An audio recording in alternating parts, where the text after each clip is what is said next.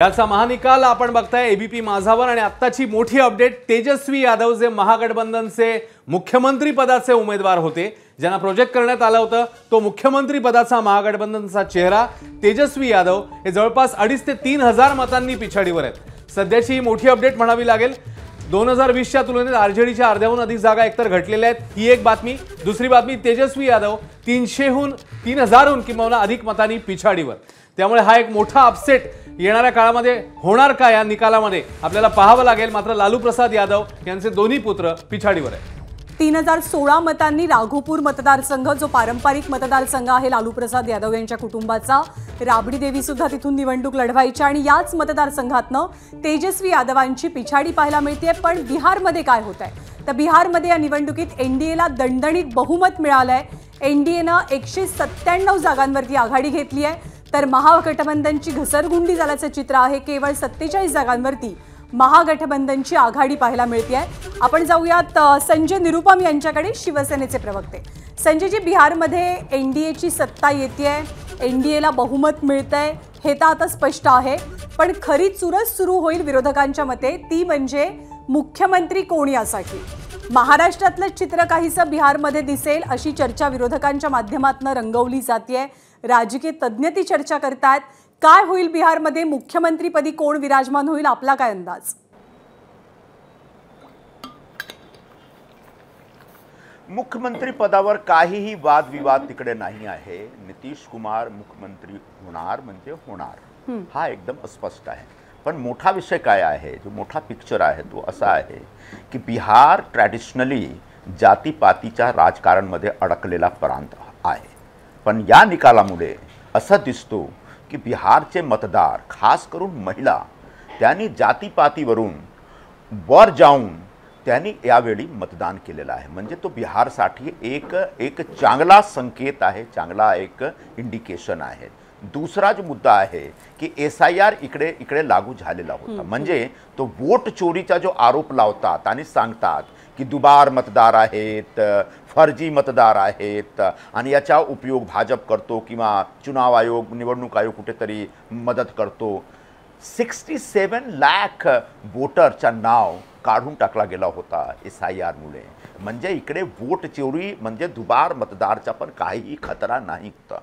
यावेळी फक्त एकच चिंताची बाब आहे की जेव्हा 1.5 कोटी महिला, ज्यांना एक जीविका बहन, जीविका दीदी असा एक योजनामध्ये लाभ दिला गेला होता, सगळ्यांनी जातीपातीवरून वर जाऊन मतदान केला नितीश कुमारसाठी आणि एनडीएची सरकारसाठी। पण अजूनही धर्माच्या आधारावर सीमांचल क्षेत्रामध्ये मुस्लिम महिला असा एक लाभार्थी होऊन पण ते सरकारच्या विरोधात वोट करतात। या एक चिंताची बाब आहे। महाराष्ट्रात काय झाला होता, लाडकी बहन योजना आम्ही राबवली होती। लाडकी बहन योजनाचा लाभ सर्वांनी घेतला, मुस्लिम महिलांनी खूपच घेतला, पण मुस्लिम महिलांनी मतदानाच्या दिवशी आमच्या विरोधात मतदान केला। हा जो एक ट्रेंड आहे ना, कुठेतरी आता ट्रेंडमध्ये चेंज झाला पाहिजे। आता ज्या लोकांसाठी सरकार काम करते त्या लोकांतर्फे सरकारला आशीर्वाद भेटला पाहिजे। हा निकालचा एक जोरदार असा एक मेसेज आहे। हे मॅन्डेटचा एक मेसेज आहे। म्हणजे एकदम 100% प्रो इन्कम्बेन्सी वोटिंग झालेलं आहे। म्हणजे नितीश कुमार गेला 20 वर्षापासून बिहारात जे काही व्यवस्था होती त्याच्यामध्ये आमूलचूल परिवर्तन आणून दिलेलं आहे। आणि त्यामुळे महिलांमध्ये जो गरीब लोक आहेत, जो बॅकवर्ड कास्टचे लोक आहेत, इवन मुस्लिम समाजाचे लोक आहेत, त्यांच्यामध्ये पण जोरदार एक असा त्यांच्याबरोबर एक आहे प्रतिसाद आहे। तो हा एक चांगला इंडियन म्हणजे भारताचे जो लोकशाही आहे, भारताचे जो एक कामकाज आहे, सरकारी कामकाज आहे, त्याच्यासाठी एक चांगला एक मेसेज आहे। लालू यादवचं काय झालं, लालू यादवनी एक जंगल राजची स्थापना केली होती। एक हिंदीमध्ये कहावत आहे, लम्हों ने खता की और सदियों ने सजा दी। लालू यादवने 15 वर्षामध्ये जे काही उत्पात मचवला होता, जे काही जातीमध्ये भांडण लावला होता, त्याच्या आजपर्यंत अजूनपर्यंत त्याच्या विरोधात महाराष्ट्राचे लोक आहेत आणि बिहारचे लोक आहेत असं आम्हाला दिसतो। म्हणजे तुमच्याकडे हाचा मेसेज असा आहे की तुमच्याकडे सरकार आली म्हणजे तुम्ही भगवान नाही, तुम्ही तानाशाह बनू नका, तुम्ही एक लोकांची सेवा करा, लोकांचं काम करा, लोकांमध्ये भांडण लावू नका. लालू यादवने जे केली त्याच्या प्रतिसाद, त्याचा जो नतीजा आहे, त्याचा जो सजा आहे, त्याचा जो एक दंड आहे, त्यांच्या मुलांना पर तेजस्वी यादव पण भोगायला लागतो, असा आजच्या मतदानाकडून, आजच्या निकालाकडून आम्हाला असा दिसतो. पण संजय निरुपमजी, आपण आत्ता एक उल्लेख केला तो असा होता की यावेळेला वोट चोरीचा कुठला मुद्दाच अस्तित्वात नव्हता, ज्या मुद्द्यावरनं विरोधक कायम तक्रार करत असतात. पण भाई जगतापांनी हा दावा केलाय. भाई जगताप यांचं बोलणं आपण कदाचित ऐकलं असेल.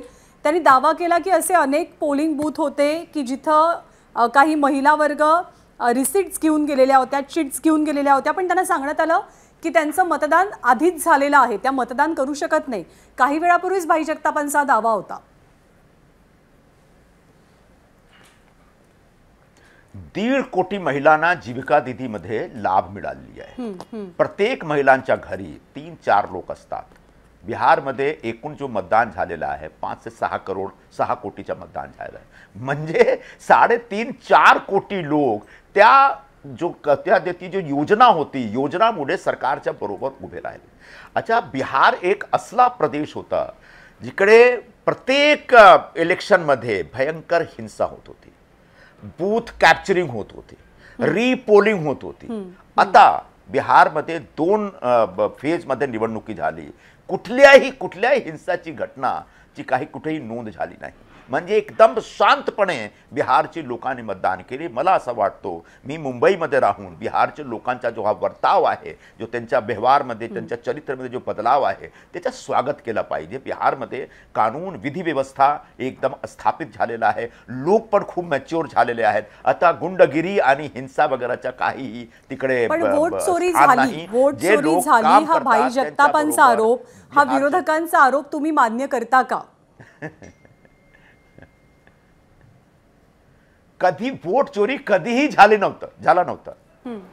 राहुल गांधीजींनी वोट अधिकार यात्रा काढला होता, तो एकदम फ्लॉप अधिकार यात्रा होता. तेजस्वी यादव, राहुल गांधी सतत बिहारमध्ये असा प्रचार करत होते की वोट चोरी. ज्या दिवशी मतदान होते त्याच्या 1 दिवस पूर्वी हरियाणाबद्दल असाच त्यांनी एक पॉवर पॉइंट प्रेझेंटेशन केलं आणि सांगितलं, एक बिहारमध्ये मेसेज दिला की वोट चोरी होत आहे. वोट चोरी होत आहे म्हणजे लोक बाहेर निघणार आणि वोट चोरीच्या विरोधात मतदान करणार. तर कुठे मतदान केले त्यांनी? म्हणजे तुमचा हा मुद्दा फोकल मुद्दा होता, एक बोगस मुद्दा होता. आणि आम्ही सुरुवातीपासून सांगत आहोत की वोट चोरीचा मुद्दा एकदम बकवास मुद्दा आहे. कधी तुम्ही सांगता की ईव्हीएम मध्ये गडबड आहे, कधी तुम्ही सांगता की तुमचा वोट कापून दिला, कधी तुम्ही सांगता की वोट वाढवून दिला. महाराष्ट्रात ते आरोप लावतात की 72,000 वोट वाढवून 72 लाख वोट वाढवून दिलेला आहे. कधी राहुल गांधी सांगितलं नाही 44 लाख आहे, कधी सांगितलं नाही 29 लाख आहे. तो एकदम कन्फ्यूज लोक आहेत. मुद्दा असा आहे की लोकांबरोबर जा, लोकांच्या मनात काय आहे तुम्ही समजा आणि लोकांची सेवा करा. नक्कीच संजय निरुपमजी, पुन्हा येतो तुमच्याकडे. प्रशांत दीक्षित सर आपल्यासोबत आहेत. प्रशांत दीक्षित सर, जसं संजय निरुपम म्हणतायत आणि मगाशी प्रवीण दरेकरांनी देखील म्हटलं की वोट चोरी आता मुद्दाच उरलेला नाही आणि पुन्हा एकदा हा निकाल तेच सांगतोय. या सगळ्या निकालाबद्दल तुमचं ऑब्झर्वेशन आणि आरजेडी खास करून त्यांच्या आकड्याबद्दल मला तुम्हाला विचारायचं आहे की निम्म्याहून जागा घटलेल्या आहेत. तिकडे तेजस्वी यादव जे मुख्यमंत्री पदाचा चेहरा होते ते पिछाडीवर आहेत. या सगळ्या निकालाबद्दल तुमचं निरीक्षण. प्रशांत दीक्षित सर. सर थोडंसं थांबवते, आय एम सॉरी, कारण एक मोठी अपडेट आहे. ती अपडेट आपल्याला जाणून घ्यायची आपल्या प्रतिनिधींकडनं. मी येते तुमच्याकडे परत. पण एनडीएला बिहारमध्ये घवघवीत यश मिळतंय. सोमेश कोलगे आपल्यासोबत आहेत एक मोठी अपडेट द्यायला. सोमेश. जनता दल युनायटेडच्या आपण कार्यालयामध्ये आहोत आणि इथे आपण पाहू शकतो कशा प्रकारे मोठा जल्लोष सुरू आहे. जनता दल युनायटेडचे कार्यकर्ते आता जल्लोष करतायत, शंख वाजवतायत, ढोल वाजवतायत.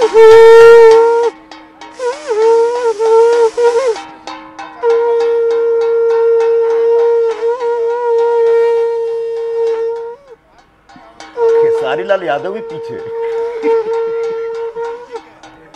मतलब वहां बीजेपी की एक लड़की थी, छोटी कुमारी.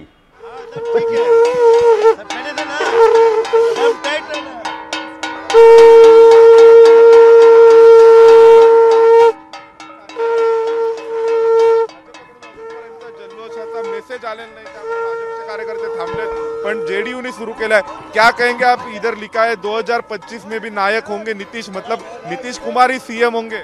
बिल्कुल बिल्कुल माननीय नीतीश कुमार ही सीएम होंगे, क्योंकि उन्हीं के चेहरा पे चुनाव एनडीए ने लड़ा था और माननीय मोदी जी और नीतीश जी के नेतृत्व में लड़ा गया था, लेकिन चेहरा माननीय नीतीश कुमार जी ही थे। विकास पुरुष है और उन्होंने बिहार में ये करके साबित कर दिया है, दिखा दिया है लोगों का भरोसा करके कि वास्तव में सुशासन की सरकार है और नीतीश कुमार जी पे भरोसा है, एनडीए मोदी जी नीतीश जी पे भरोसा है, तो नीतीश कुमार के नेतृत्व में ही सरकार बनेगी। का सूरज से यूं आंख मिलाना मुश्किल क्या नामुमकिन है, सूरज से यूं आंख मिलाना मुश्किल क्या नामुमकिन है, और सीएम नीतीश को सीएम की कुर्सी से हिलाना मुश्किल क्या नामुमकिन है। अरे बिहार के हर जिला, हर गांव, हर गली से आती है सदा, हम हैं नीतीश कुमार जी पर पूरी तरह फिदा। 25 से 30 फिर से नीतीश, बाकी सब 420। म्हटले की 2025 ते 30 नीतीश कुमार। पूरे बिहार की जनता ने पहले ही से कमर को कस लिया था कि हमको जंगल राज बिहार नहीं चाहिए, बल्कि बिहार हमको शिक्षित राज चाहिए। बिहार जिस तरह से सुशासन बाबू के विकास की रफ्तार में आगे बढ़ रहा है, वही सुशासन बाबू जो डेवलप के नाम से जाने जाते हैं, जो भाईचारगी के नाम से जाने जाते हैं, जो अमन चैन, तब तक वो सीएम रहेंगे। नीतीश कुमार कोई नहीं है। लेकिन भाजपा और नीतीश कुमार जी में बहुत कम अंतर रह चुका है। बिहार में नीतीश कुमार के चेहरे पे चुनाव लड़ा गया था, इसलिए सीएम नीतीश कुमार ही हो। देखिए भाजपा के और बिहार में तर जेडीयूचे सगळे समर्थक जल्लोष करतात आणि त्यांना ठाम विश्वास आहे की नितीश कुमारांनाच मुख्यमंत्रीपदी विराजमान केलं जाईल। प्रशांत दीक्षित सर, मी आपल्याकडे येते। आपलं बोलणं मगाशी अर्धवट राहिलं आणि त्याचबरोबर हा सुद्धा एक मुद्दा की बिहारमध्ये जेडीयू आणि भाजपच्या जागांमध्ये थोडंसं अंतर जरी असलं तरी भाजपला नितीश कुमार यांनाच मुख्यमंत्री पदाची खुर्ची द्यावीच लागेल का? सत्य की विजय है, सत्य की।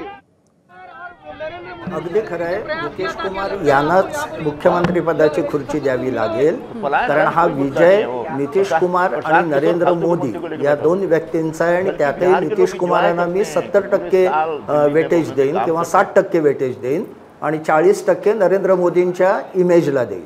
मुख्यतः भाजपला स्वतःचा चेहरा तिथे नाही, म्हणजे महाराष्ट्रात जसे देवेंद्र फडणवीस आहेत तशा पद्धतीचा चेहरा भाजपला नाही।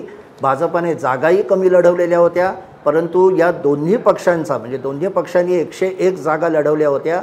दोघांचा स्ट्राईक रेट हा खूप जबरदस्त आहे आणि आश्चर्यकारक आहे खरं म्हणावं तर लोकशाहीच्या दृष्टीने। तर नितीश कुमार यांचा चेहरा आणि त्याला अक्रॉस द सोशल स्ट्रक्चर म्हणजे तरुण युवक घ्या, महिला घ्या, या सगळ्यांनी जातीच्या पलीकडे जाऊन जे केलेलं मतदान त्याचा हा परिणाम आहे असं आत्ताच्या घडीला वाटतं। अजून व्यवस्थित ब्रेकअप प्रत्येक ठिकाणचा बघायला हवं आहे, परंतु असं दिसतंय की युवक, आपण पहिल्यापासून म्हणत होतो की युवक मोठ्या प्रमाणात तेजस्वी यादवांबरोबर आहेत, पण युवकांमधल्या तरुणी, युवकांमधल्या महिला, युवकांमधल्या किंवा 40पर्यंतच्या गृहिणी, हा महिला वर्ग मोठ्या प्रमाणात महाराष्ट्राप्रमाणे तिथे नितीश कुमार यांच्या मागे उभा राहिला, कारण त्यांच्यासाठी तो मोस्ट रिलायबल चेहरा होता। त्यांच्या एकूण कारभारामुळे त्यांनी घराणेशाही बाजूला ठेवलेली आहे, बऱ्यापैकी स्वच्छ कारभार आहे आणि मुख्यतः लॉ अँड ऑर्डर, कायदा आणि सुव्यवस्था जी महिलांसाठी अतिशय महत्त्वाची असते ती रिस्टोर झालेली गेली 20 वर्ष तिथल्या महिला बघतायत। त्यामुळे मला असं वाटतं हे ट्रान्सफॉर्मेशन आहे बिहारमध्ये की पहिल्यांदा महिलांनी 5 लाख जास्त महिलांनी मतदान केलं, हा एक टप्पा, आणि ते डिसिसिव्ह केलं, एक निर्णायक पद्धतीचं मतदान केलं आणि याचं श्रेय मी मुख्यतः नितीश कुमारांना देईन। प्रवीण दरेकरांकडे पुन्हा एकदा जाऊया। प्रवीण दरेकर जी नितीश कुमारांना राजकीय विश्लेषक श्रेय देत आहेत, त्यामुळे आता साहजिकच पुन्हा एकदा तोच मुद्दा की मुख्यमंत्री पदाचा उमेदवार किंवा मुख्यमंत्री कोण होणार या अनुषंगाने ज्या पद्धतीने चर्चा सुरू आहे, नितीश कुमार होणार हे आता कन्फर्म आहे, भाजपचं असं ठरलेलं आहे की आता रिझल्ट लागल्यावर हे नाव डिक्लेअर करायचं का आणखी काही वेगळ्या गोष्टी घडू शकतात? प्रवीण दरेकर जी। नाही, एक लक्षात ठेवा, मुख्यमंत्री पदाच्या संदर्भात निर्णय हा नितीश कुमारजी आणि आमचं केंद्रीय नेतृत्व मिळूनच त्या ठिकाणी घेणार आहे। एक गोष्ट कुणीही नाकारणार नाही की मोदी साहेबांच्या बरोबरीनंच नितीश कुमार यांचा चेहरा, त्यांचं योगदान आणि त्यांची प्रतिमा ही निश्चितच, आणि त्यांनी केलेली विकास कामं, त्यांच्यावर असणारा लोकांचा विश्वास, ह्याला मोठं स्थान आहे, हे विरोधकही त्या ठिकाणी मान्य करतील। आणि त्यामुळे आता आमच्या NDAमध्ये एकत्रितपणे सर्व नेते मंडळी त्या ठिकाणी बसून मुख्यमंत्री पदाच्या बाबतीत त्या ठिकाणी निर्णय घेतील। यापूर्वी वरिष्ठ पातळीवर नितीश कुमार आणि NDA चर्चा झालेली असेल निवडणुकीपूर्वी, आणि योग्य अशा प्रकारे कुठलाही वादविवाद होणार नाही याच्यावर आमचा विश्वास आहे, आणि योग्य पद्धतीनं त्या ठिकाणी बिहारच्या मुख्यमंत्रीपदी त्या ठिकाणी NDAचा मुख्यमंत्री विराजमान होईल। भाई जगतापांकडे मी जाते। भाई, मगाशी एक तर तुम्हाला बोलायचं होतं संजय निरुपमांनी केलेल्या काही दाव्यांसंदर्भात, पण त्याचबरोबर मगाशी शिवसेना उद्धव बाळासाहेब ठाकरे पक्षाचे प्रवक्ते आपल्यासोबत होते। त्यांनी एक सल्ला दिला काँग्रेसला। ते असं म्हणाले जाता जाता की काँग्रेसनं किमान पाठिंबा द्यायला हवा होता, काँग्रेसनं प्रोॲक्टिव्हली इन्व्हॉल्व्ह व्हायला पाहिजे होतं, काँग्रेसनं आणखी मोठी ताकद तेजस्वी यादवांच्या पाठीमागे उभी करायला हवी होती। पण या सगळ्यामध्ये काँग्रेस कुठेतरी फ्लॉप ठरलं आणि त्याचा परिपाक म्हणजे विरोधकांची मोठी हार बिहारमध्ये पाहायला मिळते।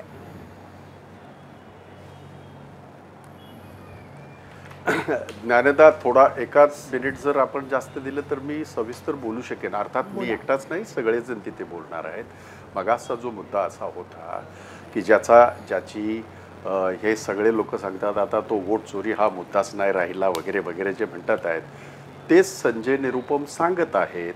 67 लाख वोट दुबार असतील किंवा मेलेल्या लोकांची असतील ती काढून टाकण्यात आली। म्हणजे हे काय आहे? असं आहे की आपण ह्या गोष्टी कशा नाकारू शकतो? निवडणूक आयोगाने दिलेले जे दस्तावेज आहेत त्याच्या आधारावर जे काय वोट चोरीचं प्रकरण आलंय हे कसं नाकारू शकतो आपण? हा एक मुद्दा। नंबर 2, मगाशी काही आमचे मित्रसुद्धा बोलताना म्हणाले की बिहारचा 20 वर्षामध्ये झालेला विकास आणि त्याचं हे आलेलं फलित किंवा त्याचं हे उत्तर, कोणीतरी असं म्हणालं की बिहारमध्ये उद्योग, मला एक सांगा की बिहारमध्ये 5 उद्योग जे आलेल्याची नावं सांगा चला 20 वर्षामध्ये। पूर्वी नाही आली, जंगलराज, चला ठीक आहे तुम्ही म्हणताय तेही आपण हे करू, परंतु कुठल्या आधारावर इतकं यश मिळू शकतं? एकट्या लाडक्या बहिणीच्या आधारावर? तर त्याचं उत्तर नाही असं येईल, कारण अशा पद्धतीच्या अनेक योजना याच्यापूर्वी सुद्धा अनेक सरकारांनी, काँग्रेस सरकारने सुद्धा, जे सरकार होतं त्यांनी त्या वेळेला त्या केलेल्या आहेत। मग त्या महिलांसाठी असेल, शेतकऱ्यांसाठी असेल, तरुणांसाठी असेल, ह्या अशा ज्याला आपण म्हणतो सोशल जस्टिसच्या ज्या या असतात योजना, त्या कराव्याच लागतात कुठल्याही सरकारला। त्यामुळे त्याचा परिणाम हा इतका होईल असं समजण्यात काही अर्थ नाही। नंबर 3 की मी सुरुवातीला आणखीन एक गोष्ट सांगितलं ज्ञानदा, ते मला जर बोलायला दिलं तर बरं होईल। कसं राहतं माहिती आहे का की जर आपल्याला ह्यांना एवढा कॉन्फिडन्स आहे की नाही, देशाच्या पंतप्रधानांना स्वतःच्या प्रतिमेवर कॉन्फिडन्स आहे, त्यांच्या सगळ्या नेत्यांना कॉन्फिडन्स आहे, नितीश कुमारांच्या यांना कॉन्फिडन्स आहे, सगळीकडे आहे, बॅलेटवर का घेत नाही हो तुम्ही? बॅलेटवर घ्या ना एकदा आणि समजेल ना। असं आहे की आपण सगळ्या गोष्टी दुर्दैवाने या देशातली लोकशाहीलाच एक आव्हान दिलं गेलेलं आहे। मगाशी तुम्ही म्हणताना एक गोष्ट म्हणाले तुम्ही ज्ञानदा की भाई असं म्हणतात आहेत, भाई असं म्हणत नाही आहेत। तिथल्या बिहारच्या शेकडो ह्याच्यावर मतदान केंद्रावर हे प्रकार घडले, तुम्ही दाखवलं नाही म्हणजे ते असत्य असं काही समजण्याचं कारण नाही। कारण आता म्हणजे मेनस्ट्रीम मधला मीडियापेक्षा सोशल मीडिया जे काय दाखवतंय आणि लाईव्ह, म्हणजे ते रेकॉर्ड केलेलं नव्हे, ती मीम नव्हे किंवा ती रील नव्हे, लाईव्ह जे दाखवलं गेलं ते मी आपल्या समोर मांडलं। त्यामुळे ह्या सगळ्या गोष्टीचा जर परिणाम असा असेल की देशाचा निवडणूक आयोग, राज्याचा निवडणूक आयोग, देशाचं सरकार, राज्य सरकार त्यांचंच, ह्या सगळं जर गठबंधन आणि त्याच्यामध्ये ईव्हीएम टॅम्पर होते हे आता सगळ्यांनी मान्य केलंय, इथे काहीतरी आमचे मित्र म्हणत होते की ईव्हीएम म्हणतात आहे. मी फार पूर्वीपासून म्हणत होतो, तेव्हा मला वेड्यात काढत होते सगळे. आता निदान एका गोष्टीचं जरी स्पष्टीकरण झालेलं आहे असा माझा समज आहे, किंवा देशाच्या राज्याच्या लोक मतदारांचा समज आहे की ईव्हीएम ही टॅम्पर केली जाते, ही गोष्ट झाली आहे. आणि त्यामुळे मग ईव्हीएम असेल, मतचोरी असेल, जी सगळ्या पुराव्यांनिशी दाखवण्यात आलेली आहे, ह्या सगळ्या गोष्टी असतील, ह्या गोष्टीचा परिपाक हा असाच येणार आहे. म्हणून मी मगाशी म्हणताना म्हणालो 200 काय 243 जरी आल्या तरी मला तरी धक्का बसणार नाही, मला त्याचं आश्चर्य वाटणार नाही. राहिली गोष्ट शिवसेनेच्या, आपण एका प्रवक्त्याचं आपण म्हणालात तर ठीक आहे, आपण सगळ्यांनी असं करूया, लोकसभेमधलं यश आपलं सगळ्यांचं होतं, विधानसभेतलं जे पराभव आहे हा कसा होता हा तुम्ही जाणला आहात. त्यामुळे आपण ह्याच्यातनं काहीतरी शिकायला काहीही हरकत नाही. ही एक प्रक्रिया आहे की काहीतरी नवीन करावं, काहीतरी वेगळं करावं, कारण ही चर्चा सातत्यानं राजकीय विश्लेषकांमध्ये असते की लोकसभेला विरोधकांनी जो एक प्रकारे करिश्मा करून दाखवला त्याचं प्रतिबिंब पुढच्या विविध राज्यांच्या विधानसभा निवडणुकांमध्ये का प्रतीत होऊ शकलं नाही, का उमटू शकलं नाही. पण त्यापूर्वी आपण काही अपडेट देऊयात. स्ट्राईक रेट, निवडणुकीमध्ये स्ट्राईक रेट कोणत्याही पक्षाचा हा खूप जास्त महत्त्वाचा असतो. तर वेगवेगळ्या पक्षांचा बिहारच्या निवडणुकांमध्ये स्ट्राईक रेट काय राहिलेला आहे ते सुद्धा आपण पाहूया. राजदचा स्ट्राईक रेट हा 25% आहे, कारण RJDनं गेल्या वेळेला जितक्या जागा जिंकलेल्या होत्या त्यापेक्षा खूप मोठी पिछेहाट राजदची यावेळेला आपल्याला पाहायला मिळते. भाजपचा स्ट्राईक रेट 83% गेलाय. भाजपनं गेल्या वेळेला 74 जागा जिंकलेल्या होत्या आणि यावेळेला भाजप 85 जागांवरती आघाडीवर असल्याचं पाहायला मिळतंय. पण राजदचा स्ट्राईक रेट हा 25% आलाय. काँग्रेसचा स्ट्राईक रेट 11% आलाय. गेल्या वेळेला काँग्रेसने 19 जागा जिंकलेल्या होत्या, यावेळेला काँग्रेस आत्ता कलांच्या बाबतीत 11 जागांवरती आघाडीवर आहे. JDUचा स्ट्राईक रेट 74% आहे. JDUनं गेल्या वेळेला म्हणजे 2020 सालच्या निवडणुकीमध्ये 43 जागा जिंकलेल्या होत्या आणि यावेळेला JDU जवळपास 70पेक्षा जास्त जागांवर 75 जागांवर आघाडीवर असल्याचं चित्र आहे. अश्विन, खरं आहे. त्याच्यामुळे स्ट्राईक रेटचा विचार केला तर भाजप 83%, JDU 74%, त्यानंतर चिराग पासवानांचा पक्ष तो देखील 28 पैकी 22 ठिकाणी आघाडीवर, म्हणजे जवळपास 78% त्यांचा स्ट्राईक रेट आहे. तर इकडे महागठबंधनचा विचार केला तर RJD 25%, काँग्रेस अवघा 11.48% अशी सध्याची टक्केवारी आहे. त्यामुळे स्ट्राईक रेटमधूनही फरक कळतोय, आकड्यांवरूनही फरक कळतोय. 51-188 अशी सध्याची स्थिती. 243 पैकी 243 कल हाती आलेले आहेत. जनसुराज खातंही उघडू शकले नाहीये सध्याचं जे चित्र आहे त्यानुसार. RJD 36, काँग्रेस 6 आणि इतर 9. आणि काही मोठ्या जागा असतात, काही बिग फाईट्स असतात ज्याकडे सर्वांचं लक्ष लागलेलं असतं. त्यातलीच एक बिग फाईट आहे राघोपूर मतदारसंघातली. तेजस्वी यादव यांचा हा मतदारसंघ, जे महागठबंधनचे मुख्यमंत्री पदाचे उमेदवार म्हणून घोषित सुद्धा झाले. पण तेच तेजस्वी यादव 5व्या फेरीनंतर सुद्धा कमालीचे पाठीमागे असल्याचं चित्र पाहायला मिळतं आहे. त्यांची पिछाडी कायम आहे. पण सगळ्यात मोठी कमाल जर कोणी केली असेल तर ती चिराग पासवान यांच्या पक्षानं केली असं म्हटलं जातं अनेकांकडनं. राजकीय विश्लेषक सातत्यानं त्यांना मोदींचे हनुमान असं संबोधतात, कारण लोकसभेच्या निवडणुकीमध्ये सुद्धा चिराग पासवान यांनी कमाल केली होती आणि आता तेच चित्र विधानसभा निवडणुकांमध्ये सुद्धा NDA साठी चिराग पासवान यांचा पक्ष करताना पाहायला मिळत आहे. 28 जागा लढवलेल्या आहेत, त्यापैकी जवळपास 22 जागांवरती चिराग पासवान यांच्या पक्षाची आघाडी आहे. त्यामुळे NDAला जर भरभक्कम साथ कुणाची मिळाली आहे तर ती त्यांच्या मित्रपक्षांची मिळाली आहे. प्रशांत दीक्षित सरांकडे जाते. प्रशांत दीक्षित सर, सातत्यानं हा मुद्दा चर्चेत येतो की लोकसभेमध्ये 1.5 वर्षापूर्वी लोकसभेच्या निवडणुका झाल्या ज्यामध्ये देशभरात विरोधी पक्षांनी कमालीचं मोठं यश मिळवलं. पण त्याचं प्रतिबिंब त्यानंतर ज्या वेगवेगळ्या राज्यात विधानसभा निवडणुका झाल्या, ज्यात महाराष्ट्राची सुद्धा निवडणूक होती, हरियाणाची होती, त्यामध्ये उमटलेलं आपल्याला पाहायला मिळालं नाही. तर विरोधक का कमी पडले? लोकसभेच्या तुलनेमध्ये विविध राज्यांमध्ये विरोधक का कमी पडतायत करिश्मा दाखवण्यात किंवा सत्ताधाऱ्यांवरती मात करण्यात? चालू आहे. सोपं उत्तर असं आहे की संघटना बांधणीत कमी पडतायत आणि करायची, कोणाला बरोबर घ्यायचं, कोणाला लांब ठेवायचं याच्यात कमी पडतायत. बिहारचंच उदाहरण आपण घेतलं तर चिराग पासवान हे मागच्या वेळी चिराग पासवान यांनी नितीश कुमारांच्या अनेक जागा पाडल्या होत्या, म्हणजे पराभव केला होता. तेव्हा नितीश कुमारांबरोबर म्हणजे NDA बरोबर चिराग पासवान असते तर आज जे रिझल्ट दिसत आहेत तसेच दिसले असते, असं तेव्हाचे सगळे पोस्ट पोल इलेक्शन ॲनालिसिस दाखवतं. आणि हे इंडिपेंडंट म्हणजे हिंदू वगैरे वृत्तपत्रांनी केलेलं आहे.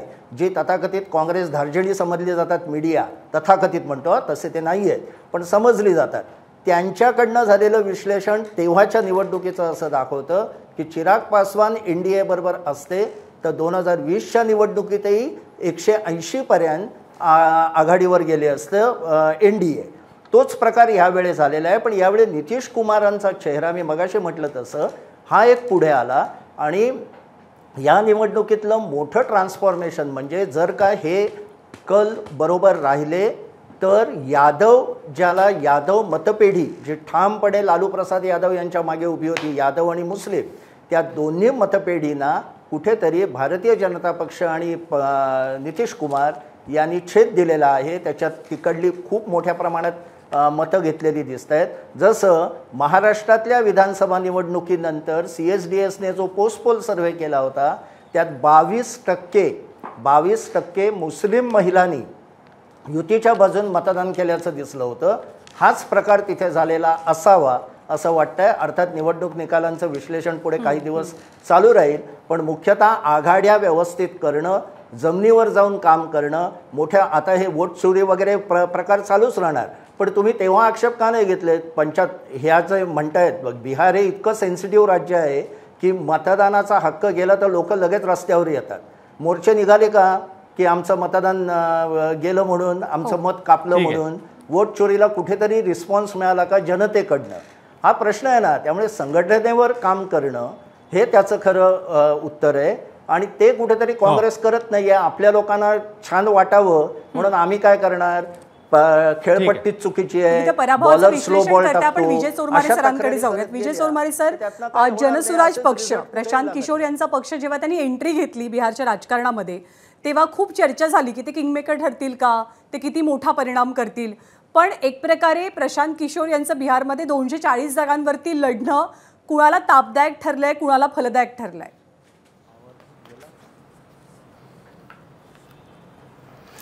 नाही, प्रशांत किशोर यांचा आता मुळात मगाशी कोणतरी म्हटलं त्यामुळे टक्केवारी बघायला लागेल. त्यांना जागा मिळालेली नाही काही, पण त्यांची टक्केवारी बघावी लागेल. प्रशांतच्या काळात वातावरण निर्मिती खूप केली. बिहारमध्ये मोठी पदयात्रा काढून तिथलं शिक्षण असेल, रोजगार असेल, तिथलं स्थलांतर असेल, या विषयांच्यावर जनजागृती केली आणि नितीश कुमार यांच्या सरकारवर त्यांनी टीका केली. हे सगळं करत असताना त्यांच्याकडून पहिल्यांदा जी चूक झाली, प्रशांत किशोर बिहारच्या या सगळ्या निवडणुकीच्या राजकारणात मागं कुठं गेले, त्यांच्याकडून, त्यांच्या पक्षाकडून असे एक वातावरण निर्माण केलं किंवा की प्रशांत किशोर हे राघोपूरमध्ये तेजस्वी यादव यांच्या विरोधात निवडणूक लढवणार आहेत.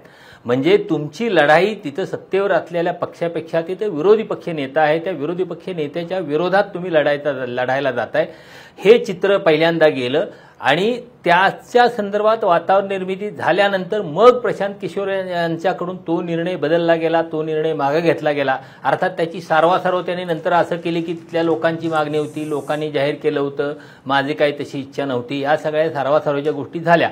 पण तिथं तेजस्वी यादव यांच्या विरोधात निवडणूक लढवण्यासंदर्भात उभं केलेलं चित्र, तिथून त्यानंतर घेतलेली माघार, या सगळ्यामुळं प्रशांत किशोर यांचं गांभीर्य जे त्या निवडणुकीतलं होतं, बिहारच्या निवडणुकीतले गांभीर्य कमी झालं. दुसरी गोष्ट, बिहारच्या निवडणुकीत तुम्हाला प्रशांत किशोरांचा एक प्रयोग यशस्वी झाला असता, काही प्रमाणात यशस्वी झाला असता, तर तिथं जे जातीपातीचं जे राजकारण आहे त्याच्या पलीकडे काही प्रतिसाद लोकांनी दिला असा म्हणता आला असतं.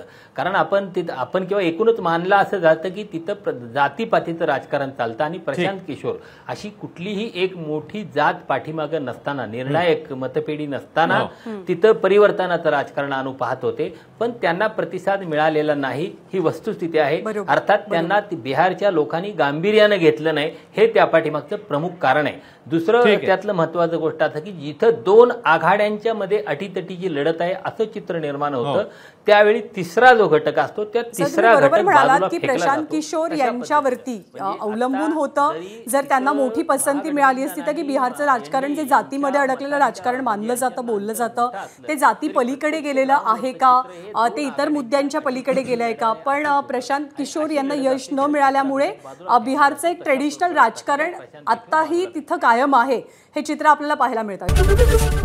एबीपी माझा, उघडा डोळे बघा नीट.